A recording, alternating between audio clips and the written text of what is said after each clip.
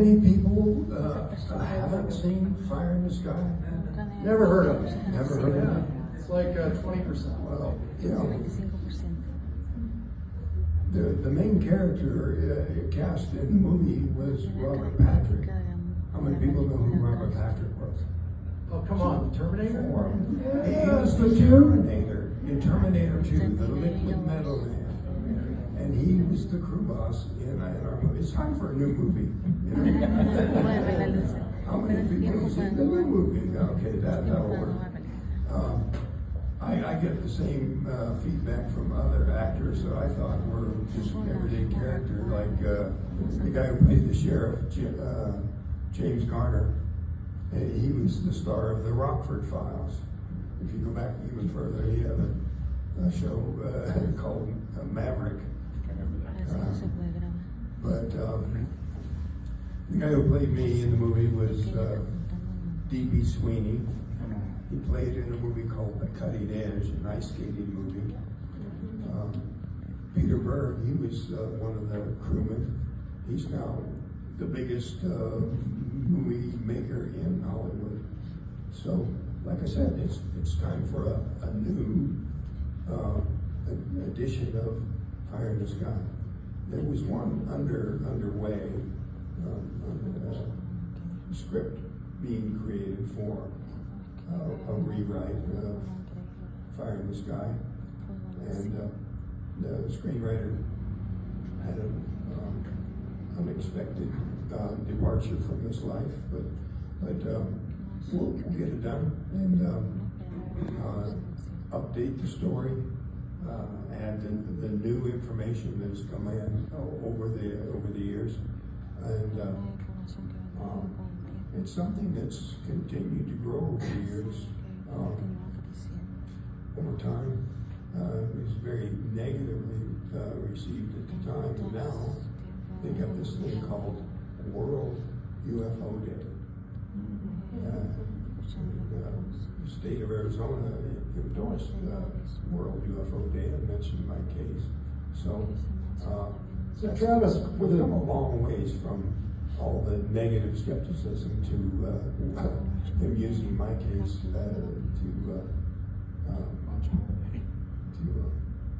launch World UFO Day. for the dozen or so people in here that have never heard the words Travis Walton before, just tell us what happened the date, the time, like Dragnet. November 10th, 1975, I was working in the woods with 6 other men, logging forestry contract, and we were headed home. We encountered a UFO.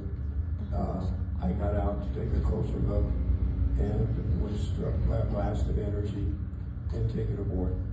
My co-workers were accused of making up a wild story to cover up for a murder, and therefore underwent police lie detector tests. And that, so much to their surprise, settled the issue because they all passed. And it's been an accumulation of a lot of evidence, and it's a very, very complex story that goes on for years. But eventually you got off the ship, so tell us a little bit about that, and then we'll move on to Q&A. When I was approached the UFO, I was hit by a blast of energy. I just felt a numbing shock. My crewmates saw me thrown back through the air, hit the ground like a dead body, and they believed that it had killed me. It was so violent. They all said they were screaming at each other, "He's dead, he's dead," and get us out of here. So they took off. Now in the movie, Mike gets a grip and says, "Look, we got to go back and see if we can help him." In the movie, the crew is afraid to go back, and so they decide. He says, "Well, you can stand here by the road and wait for us, and we'll pick you up when we come back." In real life, when Mike said, "Anybody who doesn't want to come back with us can wait here," nobody volunteered to wait alone in the dark. Everybody went back to see what they could find. It was 5-day search, huge number of volunteers, tracking dogs. The whole area was gridded off and searched point by point over the whole area. Traces of radiation, magnetism, various scientific research ensued, including traces that were left in the trees growing near where the craft had come down. It had dramatically changed their growth.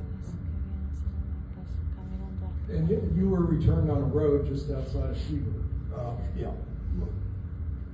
I was rendered unconscious, and when I woke up, I was on the road outside of the town nearest where this happened. Quickly recognized the town, ran down into the town, called my family, and they came and got me. Now, the UFO skeptic says, oh, Travis was never in Heber. No, he was hiding in his mother's cabin somewhere. Well, it just so happens that the operator listened in on the phone call when I called for help and reported to the sheriff. The sheriff sent officers over there. They arrived after my family had recovered me, but they dusted the telephone for fingerprints, and it was definitely established that I made that call from that phone booth. But these are the kinds of things that the skeptics would come up with. Oh, he was never there. Well, of course I was there. The operator knew I was there and reported to the sheriff. All kinds of things, like a skeptic saying, oh, they didn't see a UFO, they saw the planet Jupiter. This was not some little point of light off in the sky. This was a definite metallic object hovering less than 100 feet away. And you guys as foresters went toward it because you thought there was a fire initially, right? A bright light. Yeah, well, not Jupiter. We had fought forest fire before, we were equipped with the equipment, chainsaws and everything, and then there'd be a fire, they'd come and get us and we'd help them put it out. So, the initial impression, seeing the glow coming through the trees, was that, well, maybe, what is that? Well, at first we just, no big excitement. We thought, well, maybe that's just some deer hunters camped up here. It was deer hunting season at the time. We've been hearing shots in the distance, but we very quickly came within direct view of the craft, and it was definitely not a fire in the sky. It was this craft hovering near the road. And Hollywood just used that title, Fire in the Sky, for fun. Yeah, which is the source of the name of the movie and the book. Before I move on to the questions I have on the cards, and again, if you see a card nearby and a pencil, write down a question and bring it up, put it in the bowl. There's extras in front of Jennifer.